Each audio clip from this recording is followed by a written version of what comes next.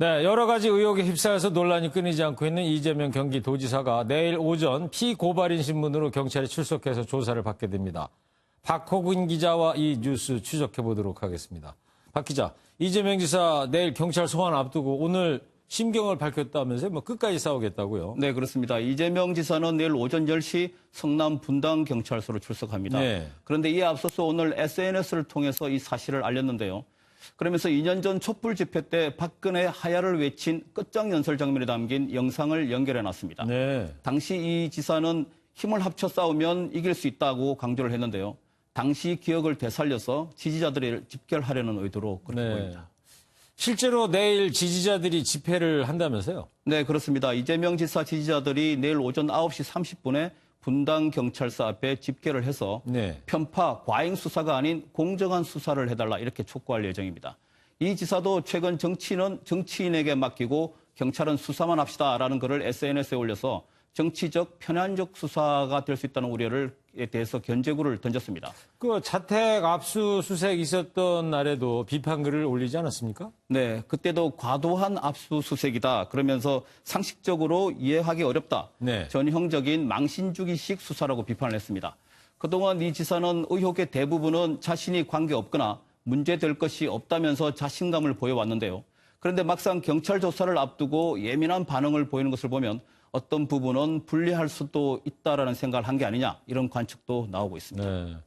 자, 그러면 이재명 도지사의 핵심적인 혐의 좀 간추려 볼까요? 어떤 겁니까? 네, 최근에 세간의 관심을 끈 것은 아무래도 김부선 씨와의 여배우 스캔들인데요. 그런데 실제로는 경찰이 이번 조사에서 친형 강제 입원 혐의에 집중할 것으로 보입니다.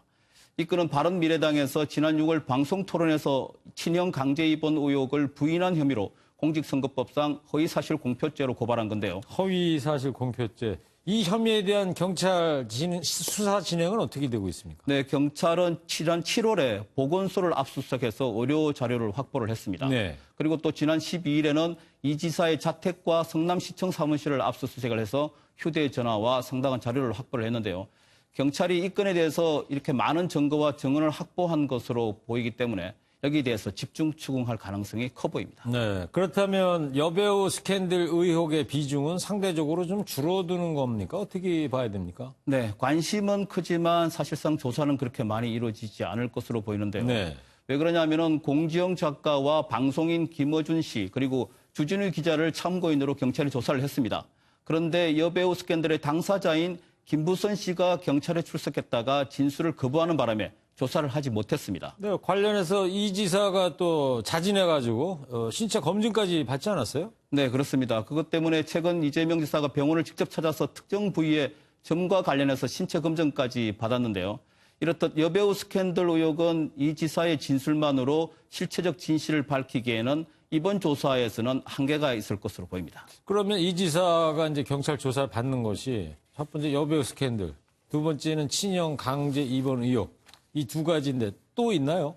예, 그것뿐만이 아니라 몇 가지가 더 있습니다. 이 지사가 성남시장으로 있을 때 프로축구 성남FC의 구단주였는데요. 그때 기업에게 광고비 명목으로 한 160억 원 이상을 지불하도록 한 그러니까 특가법상 뇌물 혐의도 포함이 되어 있습니다. 이 밖에도 그 일베라고 불리는 일간 베스트 가입 의혹도 있고요. 검사 사칭 허위사실 공포 혐의도 포함되어 있습니다.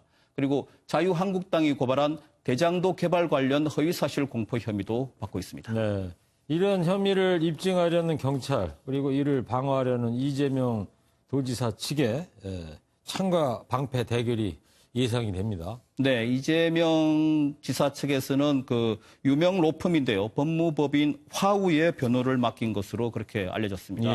그 화우는 우리나라의 김앤장, 광장 등 이렇게 큰 대형 로펌 중에서도 5번째로 손꼽히는 큰 로펌인데요. 이에 맞서는 경찰도 변호사 자격을 가진 경찰관을 4명이나 투입하는데 상당히 이례적이라는 평가를 받고 있습니다. 네. 창과 방패 대결이라고 하지만 경찰로서는 아무래도 좀 껄끄러운 면이 있지 않겠습니까? 네, 그렇습니다. 분당경찰서와 이재명 지사는 좀 묘한 관계인데요. 지난 3월까지는 이재명 지사가 성남시장이었고요. 6월 중순 이후에는 경기도지사로 일하고 있지 않습니까? 그렇죠. 경찰로서는 뭐 명령 계통은 다르지만 광역단체장과 직간접적으로 연관이 있다 보니까 좀 껄끄러운 부분이 있고요. 게다가 워낙 관심이 높고 건물이고 어떻게 하든 봐주기 수사다 아니면 뭐 과잉 수사다 이런 비판이 나올 수 있습니다. 네. 게다가 또 검경 수사권 조정을 앞두고 있는 경찰로서는 이번 사건이 본보기가 될 수 있다. 이런 점도 부담으로 작용할 것으로 보입니다. 네, 그런 점도 있겠군요. 자, 나중에 검찰이 기소하게 되고 법원이 유무죄 판단하고 또 정치적 판단이 또 뒤따르겠지만 일단 경찰로서는 눈치를 안 보고 명확하게 사실관계를 수사하는 것이 정도인 것 같아 보입니다. 네. 박호근 기자였습니다.